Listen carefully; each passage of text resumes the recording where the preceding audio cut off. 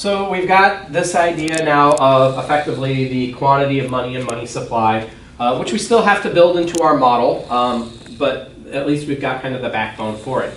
Let's kind of go back over here and this idea of building our market model.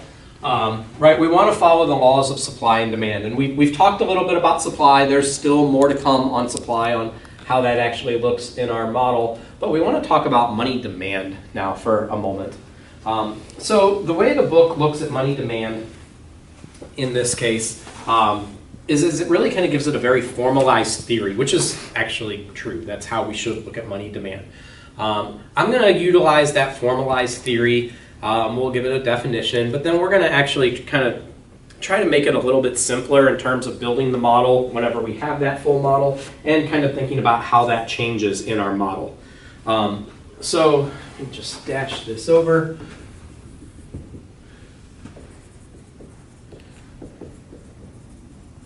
So when we talk about money demand, the kind of the backbone is what we call the theory of liquidity preference.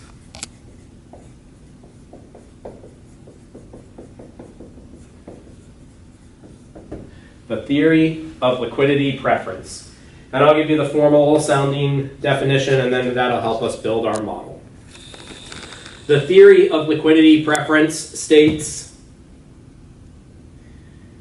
people prefer to keep their money more liquid. People prefer to keep their money more liquid, so that would be like cash, to hold their money as cash, at low interest rates,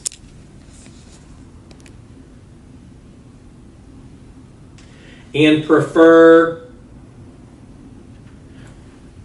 to keep less money liquid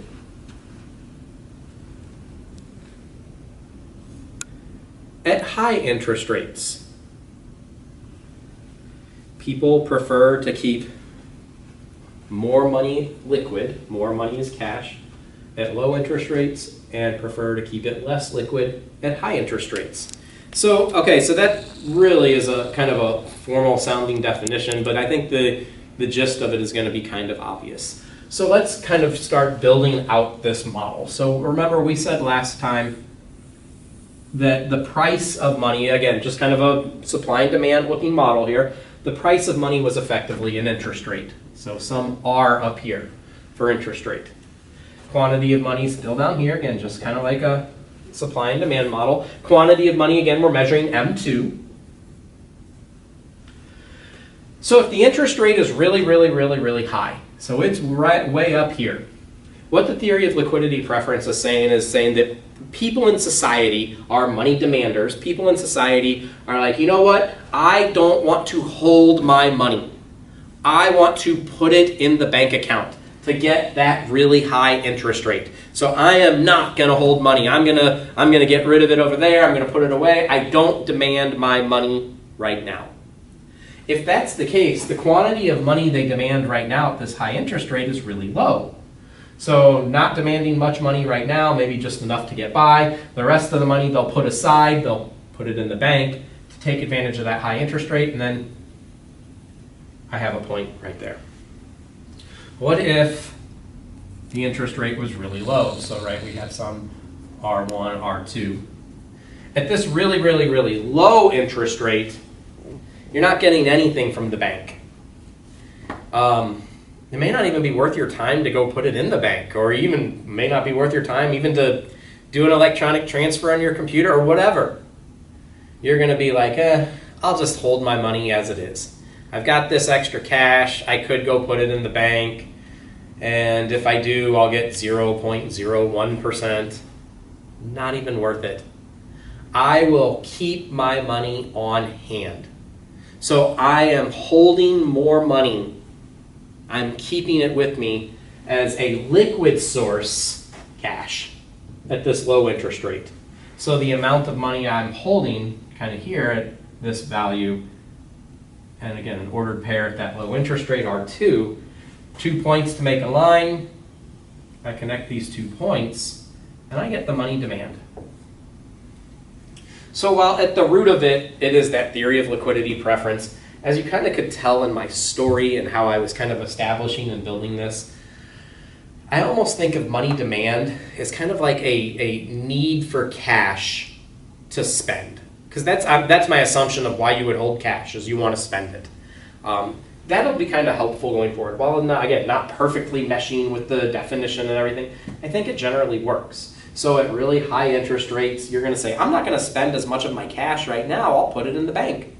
At really low interest rates, hey, I'm going to spend more of my cash right now, why hold it in the bank? It's not going to get me anything. You'll notice that if that kind of story follows through, we get this downward sloping demand curve for money, which is actually kind of what we expect. If we think about our law of demand from 1900 or any demand curve we've ever seen, right, we end up with that downward sloping money demand curve. So I think that kind of is at least a good setup of the model. So what we want to do is kind of now think about maybe some basic ways the money demand can change, and then again, we'll be able to combine these with the model going forward.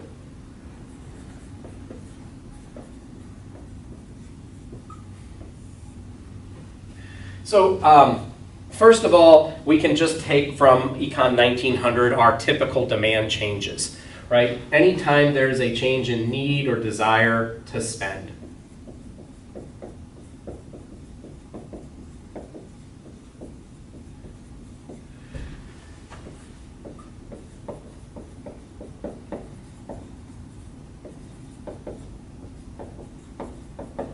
If you need to spend more, you want to spend more, I don't care how, somehow you're going to spend more money, money demand would shift to the right. Here, it would look like this.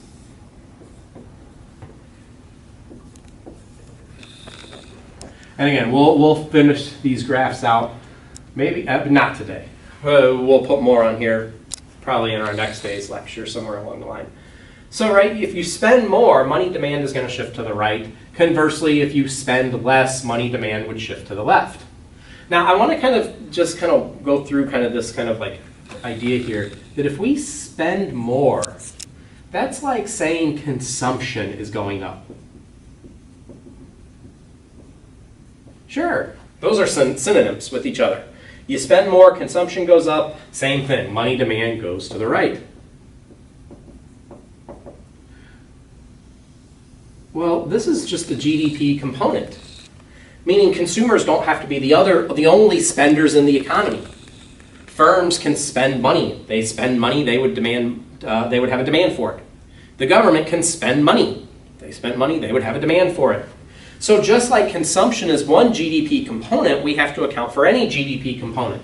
So, C up, well, we could say I, G, and X, any of those components. I'm just going to erase.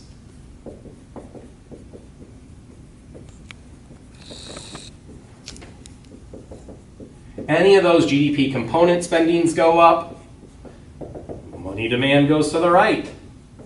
I'm not expressly writing it or didn't draw a picture, but by the way, if any of these go down, money demand goes left. So don't overthink that. Okay, so then now we see kind of this idea of GDP components. If GDP component spending is changing, that means GDP overall is changing. So we tend to notice that as GDP rises, we see that money demand is rising as well. So we have this kind of a step method here of saying really any of these changes all kind of boil down to the same thing, changing GDP. So we definitely know that GDP, any of its components, any of its spending, blah, blah, blah, are going to shift the money demand curve. There is also another thing that we should probably designate too.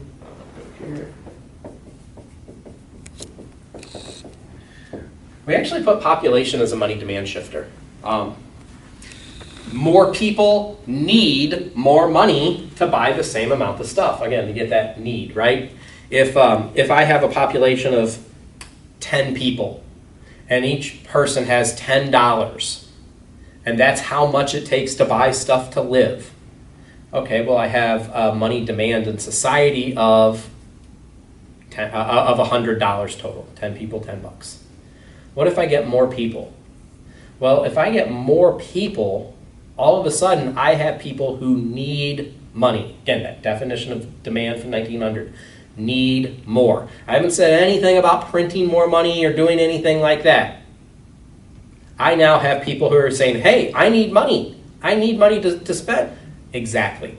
Population change is going to be a money demand shifter, not a money supply shifter. I'd never said, hey, more people, start printing money. Right? So these are primarily going to be our money demand shifters as we go forward and build this model a little bit more completely. Okay, so we've got our kind of our money demand side of this. I'm going to take a quick look at my outline. We need to address our money supply side now in terms of what it looks like in the model. So that's what I want to kind of move to. So we know money supply is going to be based on that quantity of M2. Where does it come from? In the US, money supply is, I'm going to do parentheses there.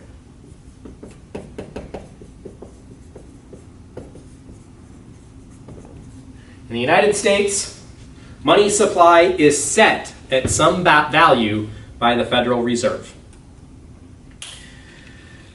So if that's the case, we need to kind of come up with a way of determining what is the Federal Reserve, what do they do, how do they change it, etc.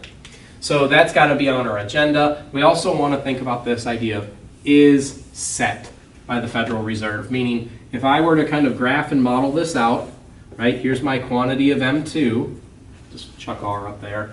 The Federal Reserve is picking a number. There is some value right here, $10 million. That's money supply. Which means that I would effectively look at money supply as just some vertical bar or some limit that shows how much money is in the country at any given period of time. In the United States, that is handled by the Federal Reserve. In other countries, it may be handled by the executive branch. The Federal Reserve is kind of quote-unquote branchless. In the United States, the U.S. Department of Treasury prints the money, which the Federal Reserve holds in their vault. They then have a set number of money that can be circulated in society at any given time. They're not looking at, well, what is the interest rate we can receive from loans, and while it's important and the Federal Reserve is going to have significant impact on the interest rate isn't necessarily the deciding factor in that numeric amount. It kind of actually is the other way. The Federal Reserve will use this numeric amount to come up with what they call a quote-unquote targeted interest rate. So for example, let's go ahead and combine our two models here. So the Federal Reserve is going to set this amount at some $10 million. I'm just going to call it Q1, quantity 1. Okay, I'm going to go ahead and put our money demand that follows the theory of liquidity preference in here. And you'll see that they intersect, and yep, that's important in economics. If we dot over this, they typically use the variable R star. This R star is the targeted interest rate.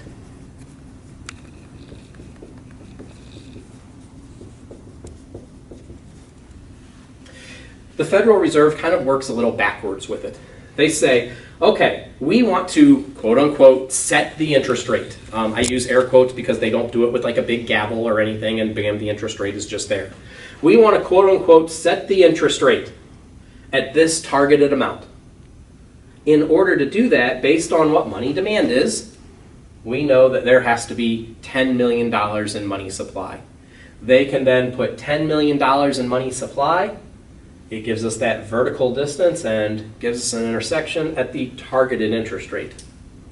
Now, the Federal Reserve, like I said, they don't formally set the interest rate, but they are very good at getting to this targeted number. They do have to kind of make a lot of fluctuations, though, because this money demand is going to move all the time. And the Federal Reserve has zero, none, zip control on money demand. The Federal Reserve can't go to you and say, hey, you need to spend less. You need to spend more. They're not controlling population. The Federal Reserve can't have any fluctuation. And we know money demand is changing probably every day. Every day, your desire to spend is different. Most of you in college, your desire to spend on Fridays and Saturdays probably significantly higher because of your alcohol budget. But your desire to spend Monday, Tuesday, Wednesday, probably much lower. Every day it's fluctuating a little bit, and the same is true for society in general. So the Federal Reserve is going to have to address those fluctuations, and on our next video we'll find out how.